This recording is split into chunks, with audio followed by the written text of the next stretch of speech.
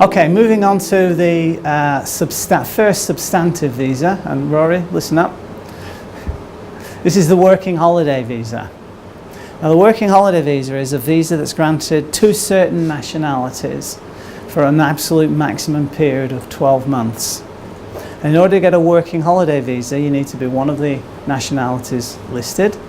You need to show to the immigration department that you've got approximately 25,000 Hong Kong dollars in your bank account and available to you. And that, again, depending on your nationality, you need to have a fully paid up medical insurance policy to cover you during the 12 months that the visa will be granted for in Hong Kong.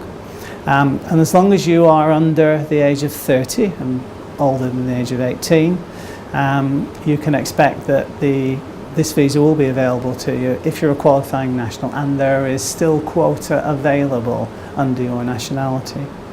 And whilst there is certainly a quota in play, I've never come across a single instance, it's not to suggest that it doesn't exist, but I've never come across a single instance of someone who has made an application for a working holiday visa and hasn't been able to get one.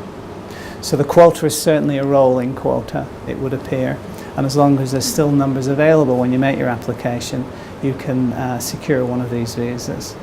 So that's the good news. The really, really good news if you're a British national is that you can work for a single employer for up to 12 months, which could be an interesting way into potentially a full-time employment visa subsequently if you generally qualify as a professional under our general employment policy, which leads to the grant of an employment visa, which I'm not going to cover in any particular detail today, but it does give the opportunity of such British nationals 1 year sort of work in an organisation that then could be the foundation through to the genesis of an approval for an employment visa at the end of the expiry of that working holiday visa. As I say, you still need to qualify as a professional under the general employment policy, but Brits are advantaged as compared to other nationalities because you get to work for a single employer for up to 12 months at a stretch.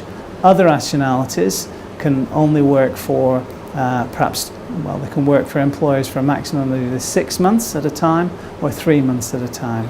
French nationals, for example, and Korean nationals can work for single employers for up to a maximum of 6 months.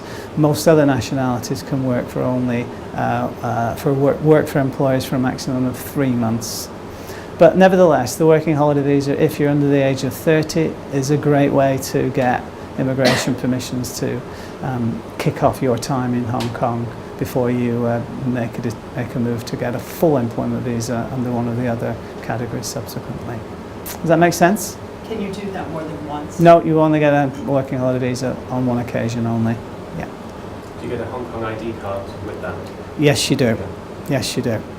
Yeah.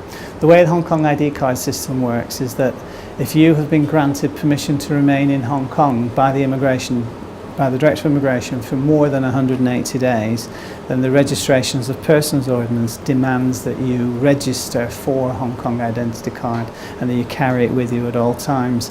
And a Hong Kong ID card serves two purposes. On the one hand, it serves as proof of identity under the Registrations of Persons Ordinance, and everybody in Hong Kong has to carry one at all times. On the other, it serves as, it reflects your immigration status, your limit of stay in the chip.